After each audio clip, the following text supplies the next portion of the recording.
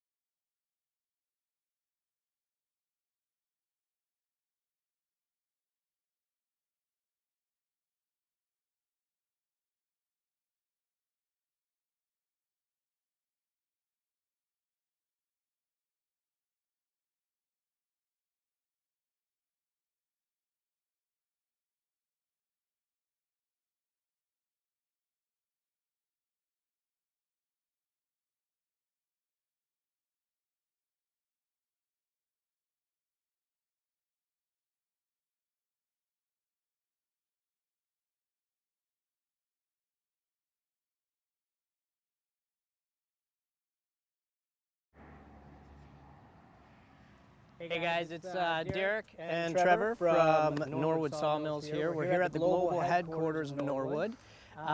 Today we're just going to go over a few things. So what we wanted to do was we kind of wanted Trevor to show you a few beginning cuts and opening cuts of the log. He's going to run down kind of what rig we're set up with today and kind of go over that.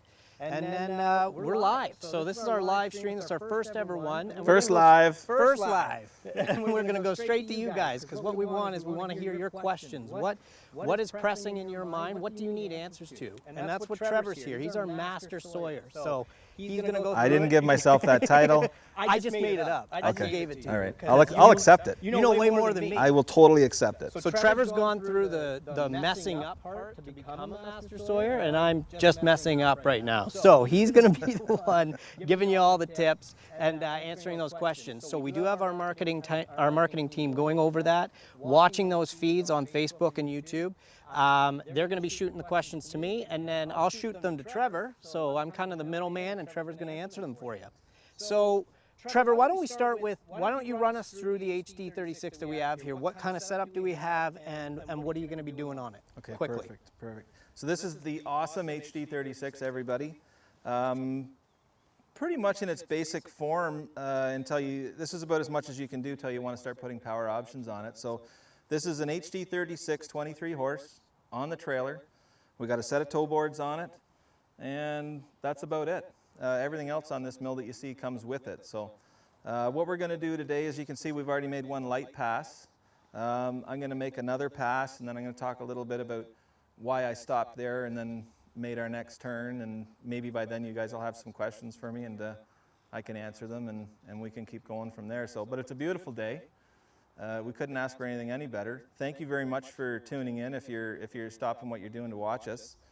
And yeah, did you have any questions there, Bob? Well, first off, just so they can kind of get a handle on who Trevor is. Oh. Tell us a little bit about your history, Who man. Trevor is. So what brought you here? How long you been doing Who this? Trevor Why are is. you our master sawyer? Okay, so many years ago, Trevor was in a position in life that he decided, you know what, I want to build my own house. I'd built traditional a couple of times and sold it, and then I was in another place that I'd renovated, and I got thinking, you know what, I can probably build one if I buy a sawmill for a heck of a lot less money. And turns out that's exactly what I did. So I was in my early 20s when I did that, and I built myself a small cabin, which is a structure I actually still live in today, all 6x6 construction. So most of what I learned the hard way. I did it wrong in order to figure out how to do it right. So it's probably the best tool I've ever had for teaching me what to do. So here we are, like 26 years later, and I still love this. I love these machines. I love what they can do, and I just want to share that with everybody that's watching. So Awesome. Well, why don't we get to cutting some wood? Why don't you show them how you're running the mill? we'll make a cut. Sure, we can do that. So what I'm going to do before I make this cut, guys, is I'm just going to explain why I'm doing what I'm doing, okay? So I've already made a pass on this log. I've lined myself up on my 4/4 line, which is a 1-inch mark. And then my next cut I'm going to make is also going to be on the next 4/4 line until I get down to a point where I'm happy that I want to turn this log, okay? And the reason for this is all these stray boards that you take off of these logs, they're all usable. Maybe not right away, but you're going to throw them in a pile. You know they're all 1-inch thick. And that way later on you can go back, you can edge them, and you got a whole bunch of 1-inch lumber, which is usable for all kinds of things. So we'll make a cut here, and then we'll come back and talk about it.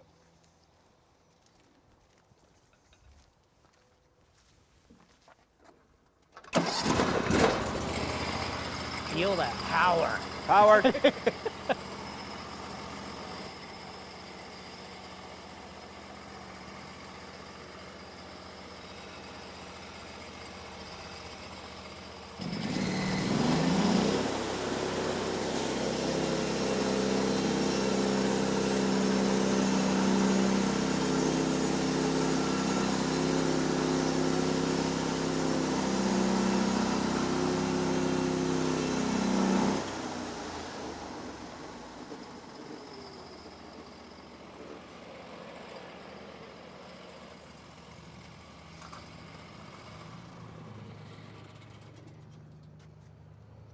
So we'll very nicely just tail this board from here. Grab your side, will you? Come on. I'm trying to, man. You twisted her on me. So what we're cutting here, everybody, is white oak. As you can see, I get a lot of questions quite often. People think that oak is really hard to cut. It's not. There actually isn't that many woods that I can tell you that are hard to cut. Guys run into trouble because they usually got the wrong blade. So that's a common question I get a lot of the time. But oak, no problem cutting oak. Awesome. Yeah, yeah. So what you And want it's a beautiful piece of wood. Oh, this is pretty wood. Like any of you cabinet guys, any of you furniture makers, really anybody that's just interested in working with wood, oak is what, probably one of the #1 choices, I would think. Well, it's beautiful grain. We were just actually talking about the metallurgic content in it and how it reacts to irons and certain things. That's why you get this from the chainsaw. That's why you get this black on the end. So that's one of the features with our bunks, I think you were saying. Yeah, so one of the things with oak, guys, is if you get it near any type of, plain steel or iron, if it even touches it, it's going to put a mark on it. So on the HD36, you see all these shiny caps on here. These are stainless steel. Stainless steel won't react with the trees. So what you're able to do is make these boards and do your cuts, and then they don't get black lines in them. So that's the whole point of those stainless steel bunks being there. Awesome. Well, do you want to make one more pass, or I think we have a few questions that we could answer, but it's up to you. Yeah, I don't think this needs another pass. I think this is ready to turn at this point. Okay. So we can go ahead and turn it. Yeah, do you want to turn it, and then we'll answer a question, because I know we have one from out east that has some questions about milling in the winter. So why don't we go ahead, turn that log, and then go from there. Okay. That cant hook's right here. So basically, you're going to line up on the other side with your PV. Yeah, so I'm gonna grab this. This is the easiest way with two guys that I've found. So I'm gonna take the weight. Derek's gonna pull the dogs out of the way.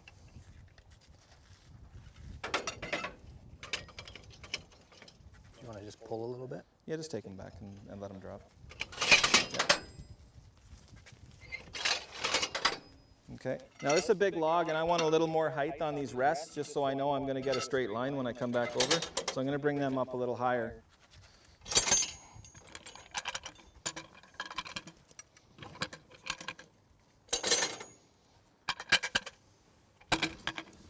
And we're going to bring it around. Can you hold it there? Yep. You got it? Yep. Hang on. Now what you want to do, guys, you see me getting my fingers in here. If you got any bark or debris that's fallen down in there, it'll mess with you keeping your cut square, okay? So try and keep it out of the way. Then bring it around so you feel true. I'm good there. Can you dog it, bud? Yep.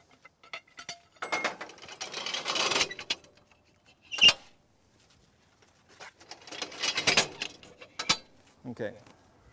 Now, guys, there's only so much you can tell from this angle. I mean, you know your rests are true, you're looking at it, everything feels good, but you really have to get back here behind the blade.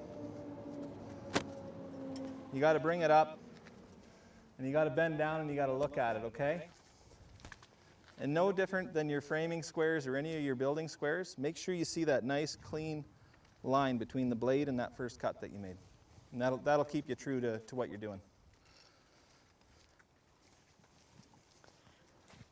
Awesome. So why don't we go ahead and answer a question here. So I do have a question from James Jenkins out in Nova Scotia.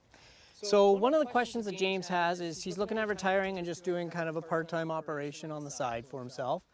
But he wants to know about winter milling, specifically your water lube system, how you go about keeping that from freezing. But we were talking about this a bit earlier. There's a little difference in winter milling as opposed to summer milling. So there was a couple points that you had that you have to make sure you're looking at. So why don't you tell us a little bit about that? Definitely. So James, thanks for sending in a question, much appreciated. And that's a solid question, and there's a lot to it, so hopefully this is okay. I'm gonna take a minute doing this. There's 3 things that you gotta do right off the bat. So with your fluid, switch to washer fluid. Still use a little bit of soap, maybe not as much as what you're using now because it'll try and gel up on you, but you want a little bit. Next thing you got to do, you're going to have to change the blade that you're currently using, and I'll talk more about that. The next thing that's critical, and what most guys don't do, is you got to wait for the logs to be completely frozen. If you try cutting them when they're half froze, if you think you have trouble now when you get into maybe a piece of spruce and your blade wants to wander around a little bit, it'll just go crazy on you. I have so many conversations with guys on the other end of the season in the spring that have had a log pile sitting there since the winter, and they drag them out and they start cutting, and they get all these crazy squirrely cuts because the logs are half frozen still, and it could be the end of June. But those logs that are buried down in the middle of that pile, they haven't had time to thaw. They haven't gotten any sunlight. So a couple of things you got to keep that in mind. For one, make sure they're totally froze. A lot of guys, what they'll do is they'll just put 2 poles down on the ground, and they'll actually lay all the logs out so they can actually freeze equally, rather than in a pile where some of them are insulated. The other thing, blades and the degree on the blades. 7 degrees was developed specifically for winter cutting. It's gone on to do more. It's actually my favorite blade. I use it for almost everything, but 7-degree blades were developed specifically for cutting in frozen wood. So most certainly something you want to consider putting in your inventory if you want to cut when it's cold or when it's frozen. Hopefully that answers your question, but absolutely, for sure, you can cut in the cold if that's your time or that's your given day that you want to go for it. Which is crazy to me, because I thought all you had to worry about was blade lubrication. I was thinking older log, you need more lubrication. I mean, you would need more lubrication than I would using the mill. I see where you're going here with older and more lube, but no. So the key is that the younger log that has more moisture in it probably needs a little less lube, and the older logs that are drier need more. So that's, a little bit about that, probably enough, I guess. Well, moving on, we do have a couple. Again, thank you guys for tuning in. This is our first live, but thank you for tuning into our Facebook and our YouTube channel and everything like that, because we do have questions coming in, which is awesome. One of the first questions is, I'm sorry I didn't get a name on this, but what's the difference between our Lumber Pro and your Frontier model? So one of the questions that came in on Facebook was just wondering what the difference is between Norwood and Frontier, pretty much. Okay, and that's a fair question, and one I've been asked a lot, and actually trying to come up with a really solid answer for everybody, because it is as easy as it sounds. It's actually difficult, because what are they? Well, they're both sawmills, right? What do? Well, they both cut logs, they both make lumber. So essentially they do the same thing. The difference is where they're manufactured and how they're built, okay? So Norwood, we're still all North American built. Everything is done here. There's a little difference, not a little difference, there's quite a difference in how we go about what we do here versus what they do overseas. What initially brought us into that Frontier market was we had an awful lot of people, I think for a lot of years, out there looking at our machines, and maybe they were at a price point or they were just a little bit out of reach where they couldn't get them. And they were buying all kinds of other stuff that was on the market. And a lot of these other little mill manufacturers, you got to keep in mind, we've been in business 25 years now. We got a lot of history. There's a lot of development, there's a lot of engineering. Patents. We got more patents than any other company on the market as far as sawmilling goes. And the difference in how we do things is our guys actually listen to guys like me. I'm not an engineer, I don't develop these machines. But if I'm using it, and I come back to the office and I say, hey, this isn't really working, I think maybe we could do this. We look at it, and it probably gets changed because we're trying to do it from a user perspective like you guys. But back to answering that was first asked, Frontier is a really good, or the best quality that we can offer you from an overseas manufacturing perspective. It carries a lot of our design from the Norwoods. We pulled it into the Frontier line. So it's going to give you a flavor of the Norwood, but maybe just not that quality that the Norwood can offer. Yeah. So if you're looking for something that's maybe more recreational, not going to be a commercial or a professional type of usage, the Frontier is an awesome machine. And it's an awesome machine too as a stepping stone because it's affordable. So me versus you. No. No. I know There's no competition. I know how deep those pockets are. Yeah. All right. Well, thanks for explaining that, because I think that's the Frontier model is new to us. So it's only been about a year, maybe a year and a half with. I think we're just touching 2 years with it now. Coming up on 2 years. I think okay. we're touching You 2. can just go with a year and a half. We still can't. I know. I got to take you to that point. No, All right. I gotta, Well, no, that's fine. I get it. I got to make them more exact. But it's gaining momentum. It's gaining all kinds of popularity. I don't think we can keep them in stock still, can we?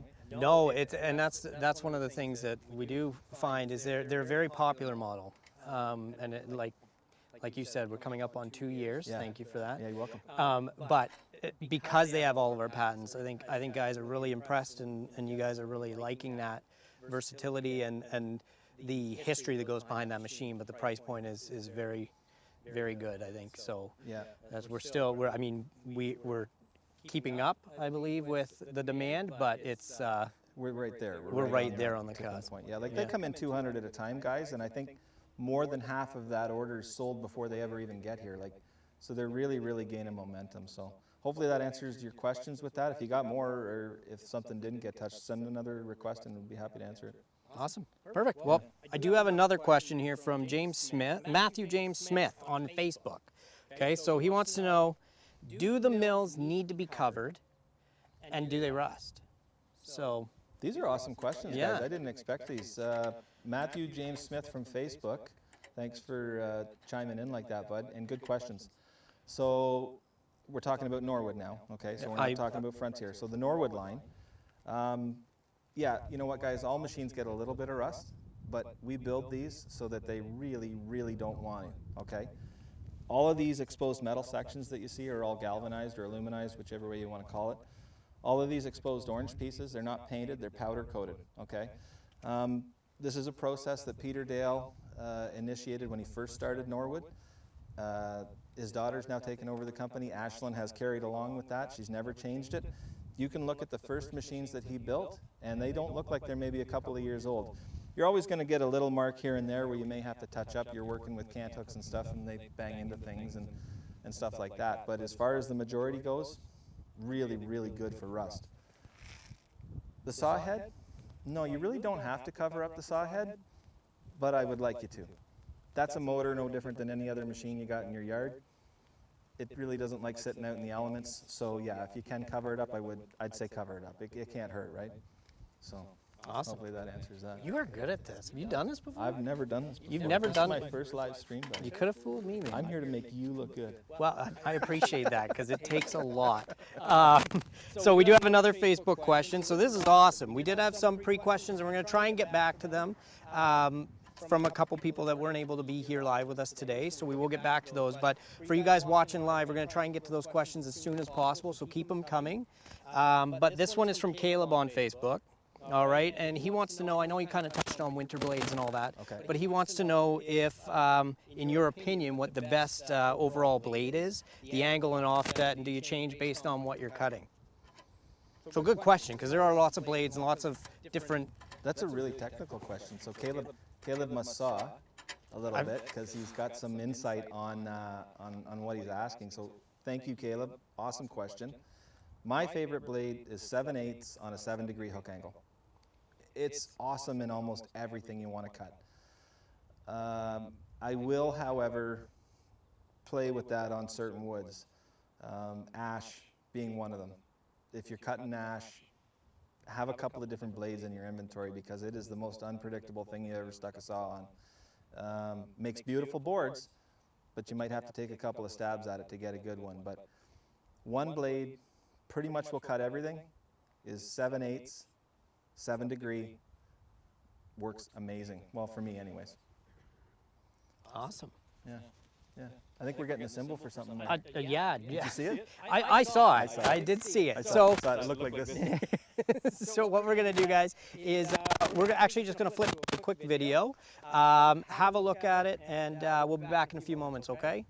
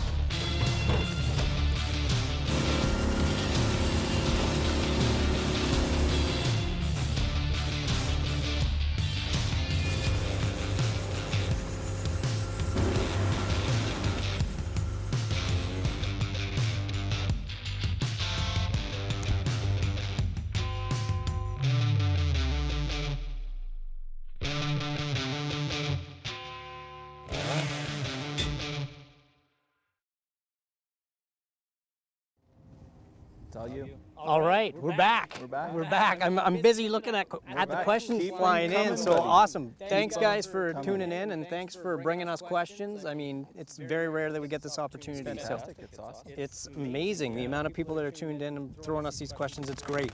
So, back to Facebook. Matt Atkins wants to know, is it feasible to make a living as a one-man sawmill operation? For sure. Matt, for sure.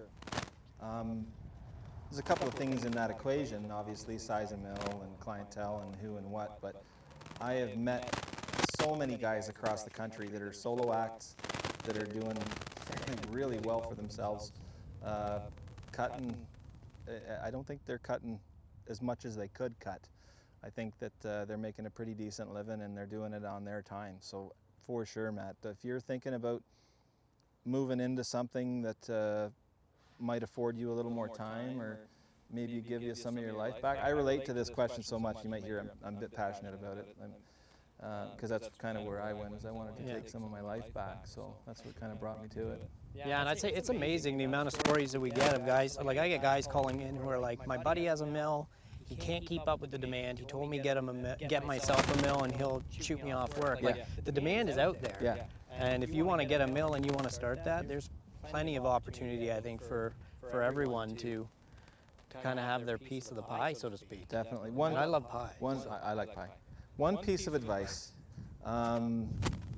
if you are going to do this and you are thinking about getting into it and you've never been part of this industry, but maybe you've always been a woodworker in your own shop or you've worked with your dad or what have you, don't just get the sawmill and then think in 8 weeks you're going to be able to start cutting for somebody for hire. There's a curve there that has to take place. You got to get good. That's like anything else in the world. You got to get good at what you do before you can get to that point. So if you're thinking about that, go for it, but maybe get it a year ahead of that unplugged date from whatever it is that you're doing, and bring yourself up to a level where if somebody says, hey, can you do that? You can go, yeah, that'll take me 2 hours. And I think you probably run with it at that point. Perfect. Yeah. Awesome. You're doing fantastic. Thanks, buddy. So you're doing really I can't well. tell you You are that doing really, enough. really well. So again, guys, We're just ego boosting here, by the way. Yeah. Ego boosting. Fist We bump. need to because it's the Fist first bump, time. yeah. Fist pump, Yeah, there we go. Beard Brothers, Trev and Derek here. Yeah. He's got to grow his beard. I'm working on it. I'm trying to get it as majestic as yours. More. You're using beard oils More. and stuff though, like it's More. crazy. More. We have James out in Alberta who wanted to know a little bit about quarter sawing. So can you run us through quarter sawing a bit? Quarter sawing. Okay. Yes, a little bit. This is quarter sawing is a topic, guys, that I could spend a whole class on quarter sawing, okay? I'm going to try and show this. Can you guys see the end of the log here? Yeah? Okay. They didn't do anything, but I think they can. Okay. I'm going to go around the other side here, okay? I'm going to go around the other side. So this is actually a nice log to show this on. So let's literally make this quarters, okay? So we're going to go through here and we're going to make an X on it. You can see the X? Yeah, it's Yes? more like a T, but Okay. from your angle, yes. All right. So you see here, okay, let's pretend I cut this in these 4 pieces. Okay, this is a piece, that's a piece, that's a piece, that's a piece. Right? You're with me? I'm with you. You're with me. Okay. So what you want to do is you have to cross cut. Can you guys see this? Can you see that, Cole? Can you see those angles on the grain there a little bit? Okay, so everybody can see, I'm going to draw it, okay? So the grain goes like this, right? Like this. So the idea is to cross-cut these grains. That's where all those pretty colors are and those medullary rays and all of that stuff that you can open up when you're cutting. On a bandsaw mill, it's tricky, okay? So this is initially what you would do is you would cut it like that. You would cut this piece here. You would cut this piece here. You would cut this piece here. This piece here, this piece here, this piece here, that piece there, okay? And these boards will all have quarter sawn grain patterns in them, all right? So that's... You're bringing out the beauty in the log. You're bringing out the beauty in the log, but you're handling the log 4 times. So you can't make all of these cuts leaving that piece laying on the mill in one direction. You literally have to take it off, turn it, put it down, clamp it. Turn it, put it down, clamp it. It's a lot of handling, a lot of maneuvering. So if you're wondering why quarter sawn material is so much money, it's because it gets handled so many times. Now, that being said, there's some cheater ways that you can do it if you don't mind burning a little bit of lumber. So if you take your saw and you sink her right through the heart here and right through the heart there, and take this whole piece out of there, put this back on the mill standing up with those two outside edges sandwiched together, you're going to get an awful lot of quarter sawn boards. Maybe not every single one of them, some of them might be rift sawn, but you're going to get a lot of quarter sawn boards. So if you're not too fussy and you got a great big pile, it's a nice easy way to be able to get some quarter sawn lumber to work for yourself with. So, but if you're cutting for somebody else and they truly want you to get every single little bit of what you can out of their logs, that's the only way you're going to be able to do it. So That's a great tip. hopefully that answers some questions regarding that. And like I said, there's 1,000 questions and literally a whole class you could talk about. We have a really good, actually, on the Norwood website, we have a really good video. It's an animated one, but it shows this cut being done and then them coming off and them being turned and put back on, so you can see the process and how it explodes. So maybe something to look into. Yeah, check that out. Yeah. Like I said, Yeah. it's a lot to put into 5 minutes or a It minute is a to lot, talk and it's about, right? really, really cool stuff once you start learning how to quarter saw and to see how to get those fiddle heads and those grains and all of those flecks out of that log. It's really nice, and oak is actually one of the best ones to do that with. So, yeah, Awesome. yeah. Perfect. Well, guys, we are trying to get to every single question. There's a lot coming in, so That's awesome. it's my phone's blowing up. That's awesome. Like, and it's an old phone, so awesome. it might I'm actually blow up. happy I don't have my phone. Oh, perfect. I'm happy. Well, good for you, Yeah. because now I'm stuck with it in my hand. but Perfect. Anyway, so why don't we move on to the next question? So this question comes from James Jenkins again in Nova Scotia, which is a great question about surprises in your log. So how do you go about handling surprises and I guess kind of minimizing those surprises in your log so that you're not blowing blades or running through blades at a crazy amount or a crazy rate? Okay. These are good questions. He actually has a friend who has a wall of shame, which is all, he calls it his wall of shame, he says, and it's all his blades that So his have friends- ran into a surprise. His friend's been cutting for a while. I have a wall of shame, and you usually keep everything that you've hit. I have a horseshoe, I have a spoon, I have a tire iron, I have a rock, I have a You glass hit a spoon? I hit a spoon. I have a glass insulator. All of these things inside the log, guys. We're talking like 4 to 6 inches inside it. So somebody way back, who knows when, put something. I think what happens Put a is, spoon? yeah, yeah. And this came from the middle of the bush. So I don't know if somebody was having lunch or something way back in the day and just sat it there and that's where it stayed and the tree ate it or what. But yeah, Wow. the big fancy expensive mills, you know, the big ones, not ours, I'd say expensive, but the industrial mills, they have x-ray and magnifying things and all kinds of stuff that you can use to figure out what's in the tree. As a normal everyday guy with, you know, maybe one of the other mills such as this, you can buy a metal detector. Yeah. You can wand your log with a metal detector, but that's really all you can do. That's all you can do. Here's a rule of thumb that you guys can all use, okay?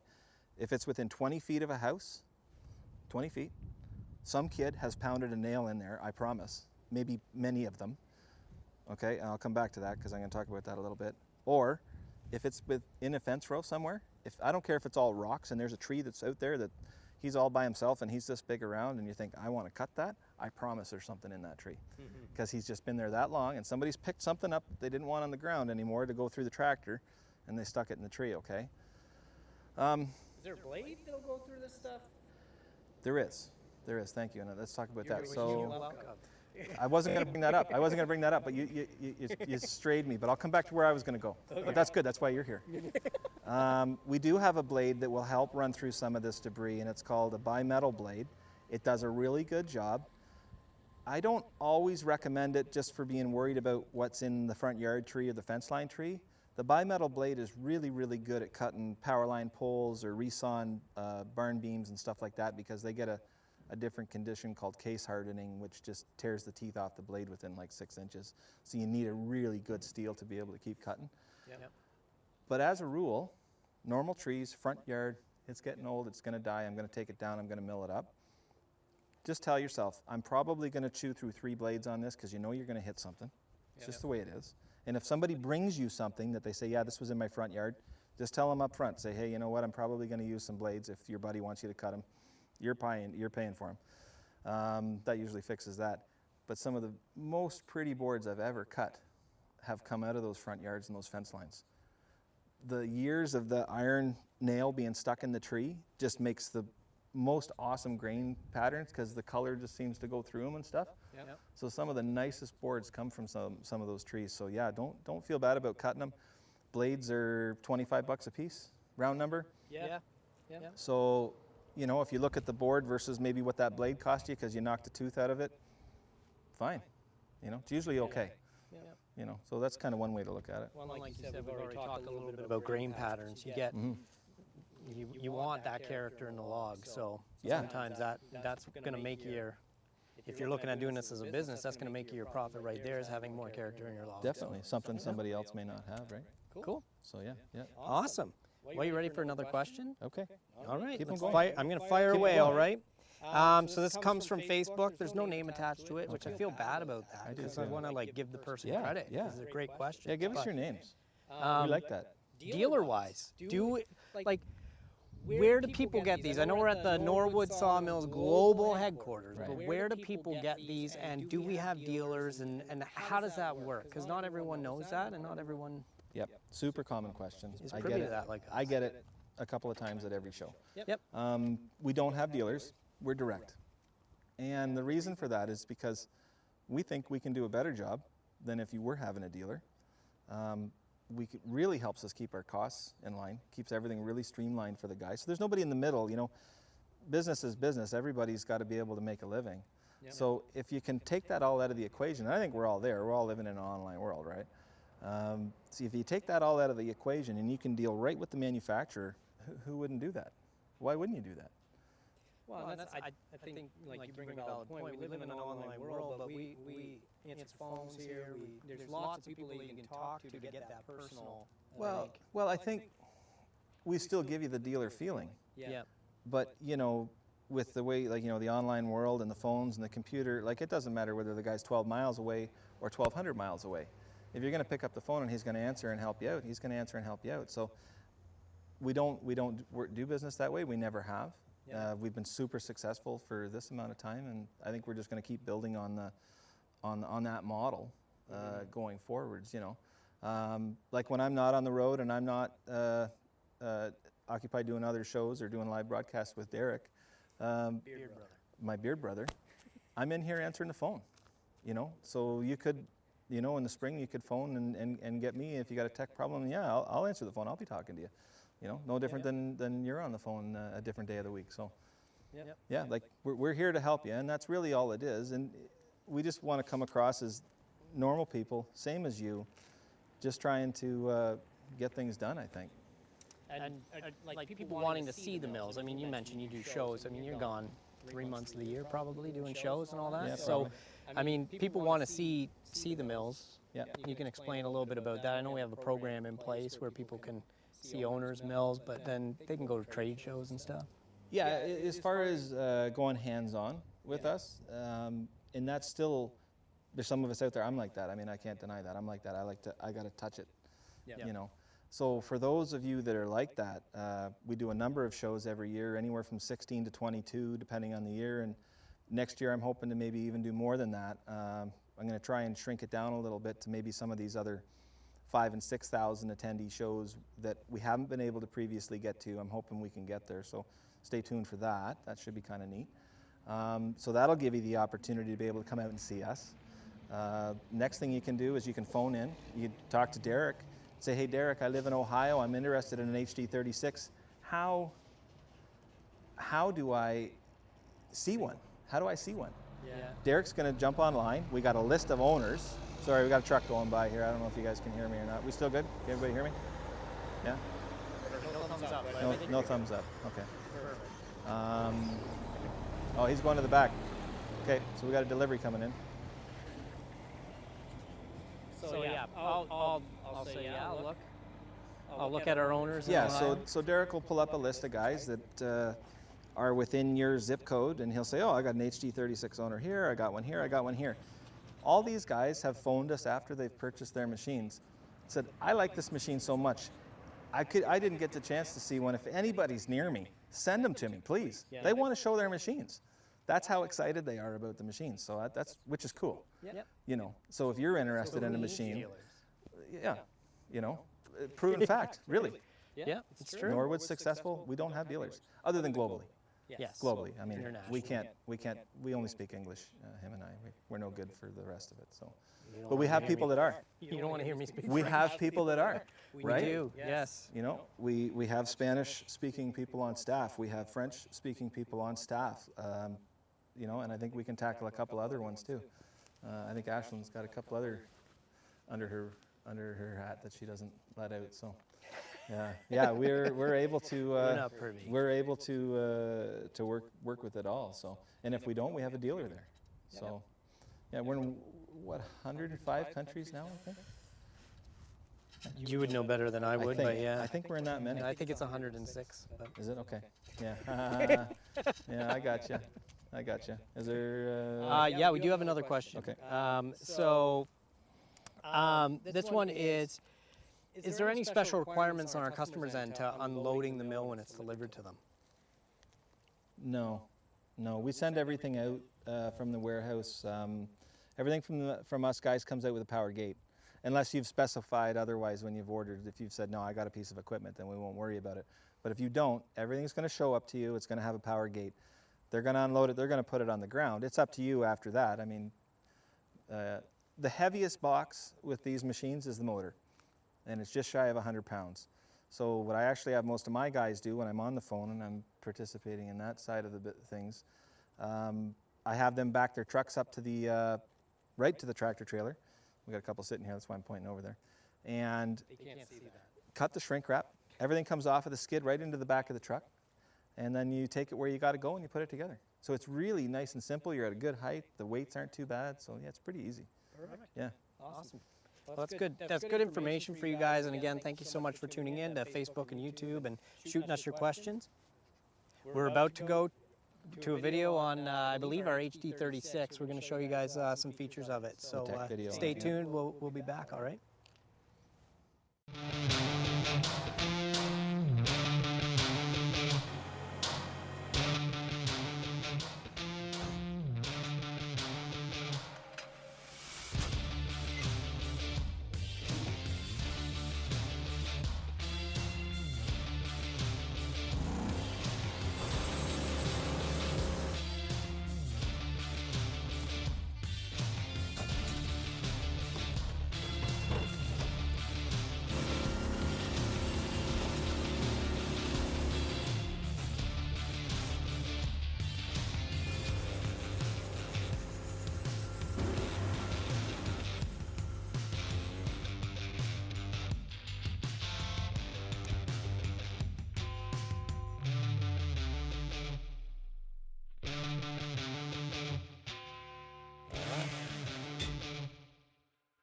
I started the sawmill company late in the game. I was 50 years old when I started it. There was probably 3 or 4 major competitors at the time, but all of them were very expensive. I thought, I'm going to have to build one of my own. Well, if I can build one I can build one for other people at low cost. That was the key. I launched that sawmill at a trade show that year in 1993, and it just took off. Being able to manufacture these parts and box them rather than welding up a complete sawmill meant the sawmill could be produced and sold at a fairly reasonable cost, and nothing out there at the time could have matched it.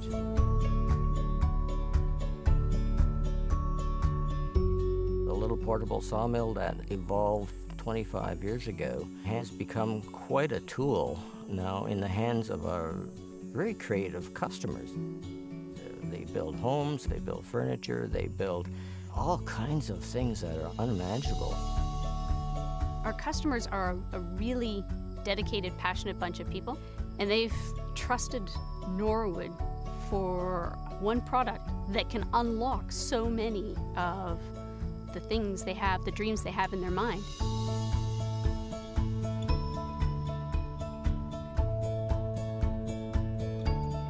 When we're working on our designs, we're always thinking about, okay, what's a really simple way for the sawyer to get this done?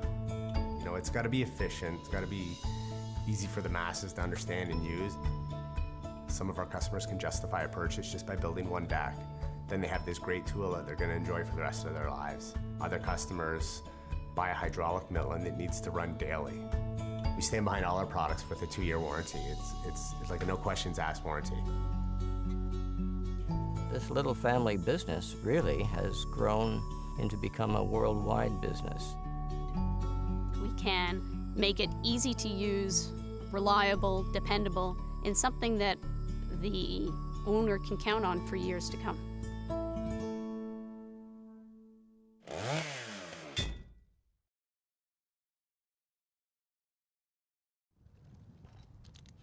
It's all you.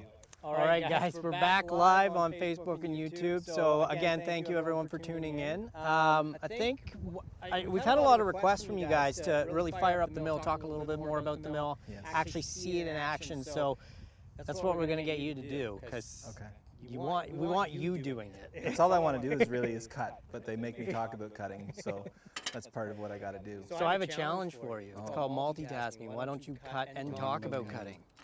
Well, no, you won't hear me, will you? Will you hear me? Can you guys nod? That's why you're wearing it. Hey, they say yeah. Yeah, I'd love They to say hear yeah. you. Okay, Yeah, let's I'll do just that. be silent, because that's sweet. what I do best. I didn't know we could do that. So he's firing up the mill. Okay guys, so when you're cutting, I know you can't really see because you're on the other angle, but what I'm doing now is I'm eyeballing the log to see where my blade's going to go through it, and I'm not happy with where it's at. So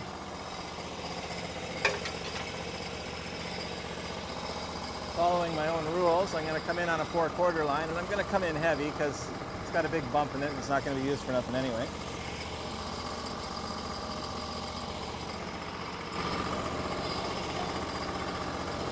So we're going to go here. So a lot of guys, when they're getting ready to come into their cut, they have a problem with dips and stuff like that. They find their blade wanders on them. So number one, you want to make sure you're full throttle. Always, all the time, guys. Full throttle, okay? And then don't just jam right into it when you get into the cut. Like any other saw in your shop, your table saw, you don't just jam the wood in there. You work into it and then you kind of see what the pace is going to be, right? You want to build up to a steady pace. The cut should remain consistent. You don't want to be slowing down, speeding up, or you will get waves. So if you can try and avoid those couple of things, you'll be more successful.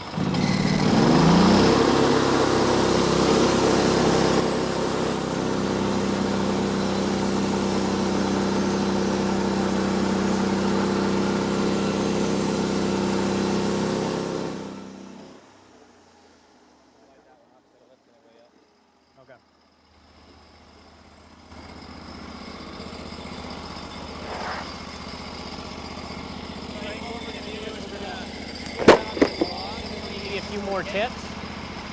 Yeah. I'll bring it back. I'm gonna give you trouble, and I'm gonna share. You just give me a reason to talk. Well, there you go. Okay, so what you don't want to do, guys, is what my beard buddy just did. Try not to drag your blade back on top of your log like that. What happens is you dull those teeth, and it pulls the set out. So after a couple of cuts, if you keep doing that, you'll wonder why you get drag marks or rake marks across your cuts. It's cutting okay, but you start getting rake marks. It's because of that. And I know it's nice. I did it. I'm guilty because it cleans that off. I did it on purpose. Oh, I see.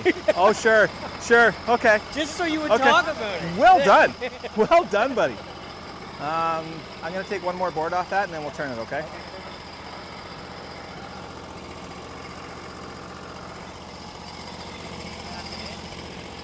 What's that?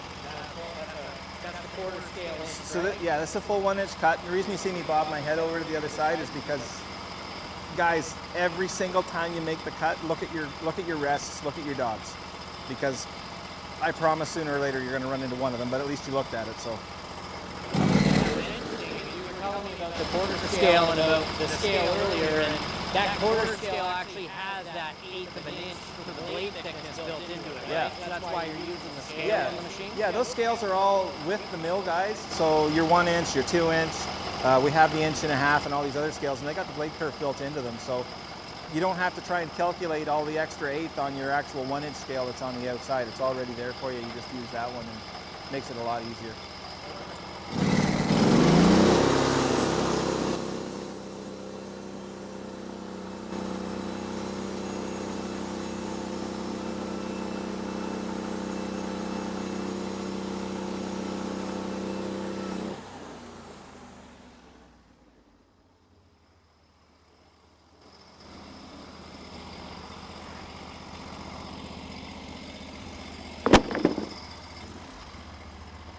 That's awesome. Okay, I think we should turn this now.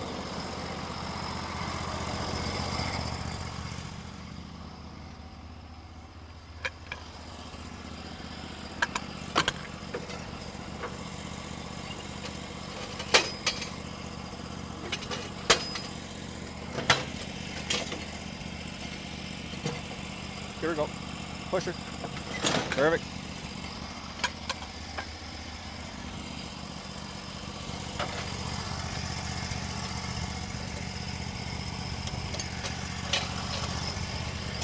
Okay.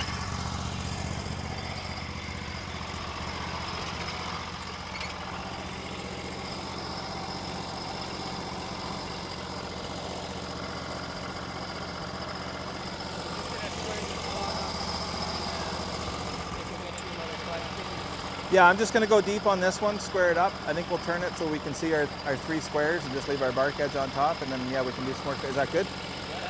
Okay, you're the boss. You're the boss.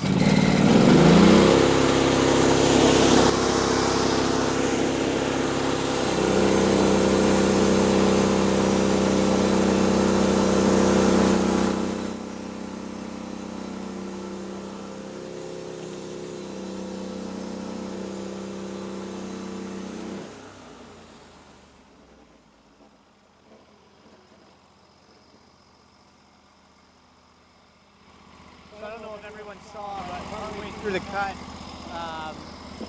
Trevor actually adjusted the adjustable blade guide, and that just gives him a tighter tension on his blade while he's cutting. So there's less chance of wave, and your blade stays stiff.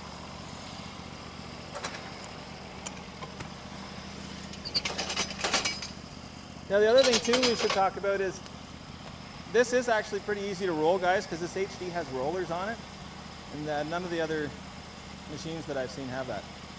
Yeah. So it's nice to have it. It really makes a big difference.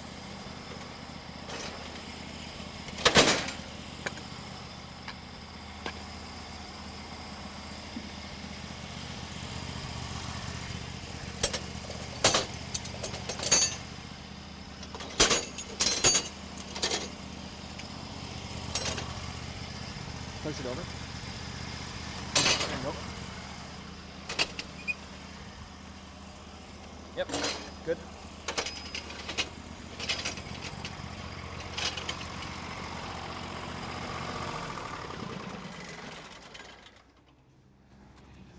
So yeah, did we have anything come in on that, or? I haven't had anything come in on that, but we don't have much time left in our live broadcast. Really? We're already there. We're all ready. That went fast. Holy cow. Really fast, and it's probably good because it's really hot. Oh, okay. Yeah. But one thing that I did want to kind of throw out at you, and it's a question that did come in a couple days ago, so it's not a live question right now, but I think it's an important question, and it's what sets us apart is what is different about Norwood, and why is Norwood, Awesome. so to speak? Yeah, awesome question. At the very least. Okay, so probably the easiest way to explain that to everybody, we're the only component system on the market. Yeah. Okay, so you want a hydraulic machine. You know it's $23,000, $24,000, whatever it's going to end up at with the accessories. You can start out at $8,000 with that same mill. And then a year from now, you're like, yeah, you know what, I want to be portable. You phone us, you order a trailer package. Now you got an HG36 portable. Year after that, you go, you know what, I really like this, but it's heavy. I want to make it easier. You phone, you order the hydraulics. So it's all plug and play, guys. You're not drilling, you're not having to do anything. You just buy it, bolt it on, okay? It's very, very easy. Part of what happened when I started getting into cutting, I bought a little machine. You outgrow it like that, okay? Because you think it'll do everything you want and you won't, it's too small. You buy another one. So you gotta sell that one. Of course, very rarely do you come out ahead. Yep. Buy another one. You use it for a little while. That's not enough. Now I want power. You want hydraulics. That machine won't take hydraulics. Sell that one. Buy another one that's got the power on it. You don't have to do that with us. It's a constant game. You can just keep the same mill you have. You already know how it cuts, which is a big deal. They all cut different, same as any other tool. You're used to it, you're familiar with it, you just keep making it what you want it to be. So, cost is good to get in. You can build on it. The overall result is good. It's really, really good process. I love this machine. I think it works fantastic. So maybe next time we can show the hydraulics. We'll show the power one. I would love We'll show the easy on it. Yeah, yeah. But yeah, I think you make a very valid point. Is A, you can grow with your mill. B, I think a lot of people can be somewhat intimidated a little bit by the kitted product, but the actual assembly of it. But I mean, our manuals are incredible. I mean, I go through them with tech calls and all that all the time. You're constantly flipping through them, and you can attest to this. The way they're put together, and it's amazing. And I might get in trouble for saying this, but we're all Lego kids, right? Yep. Your generation, my generation, we're all Lego kids. We all know how those instructions work. And I don't know if way back when, if that's what Peter intended or not, but it works. Because we were all taught that same thing. And that's how our manuals work. It's the same way. You open it up, it says go to box 4, get piece number 2. Go to box 6, get item number 3. It's too easy. Everything's 9/16 hardware. You don't have to run around looking for wrenches and stuff like that. It's all the same. You get an impact drill and a crescent wrench and just rock. Yep. So it's really, really good. Awesome. Really good. Well, guys, thank you so much for tuning in. This has been an experience. This is our first ever live. First time we've done it. So you guys bear with us. We have a lot of learning curves in this, but it was awesome. Thank you so much for all your questions. It's really, it's important for you guys to have those questions answered and feel like you have a place to go. And we believe that. We're a family-run company, and we truly believe that Norwood is a family. So the fact that we can be here with you live, answer your questions is just, it's a thrill for us. It's awesome to be part of it.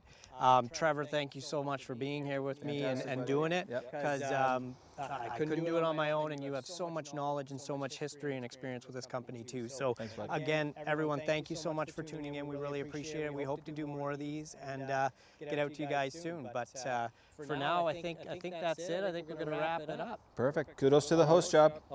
Host, good job, buddy. Thank you, man. Kudos. You get a fist pump, I get a handshake. There you go. Thank you guys for tuning in. Means it's legit. It's a legit thing. Thank you so much, guys. Take care.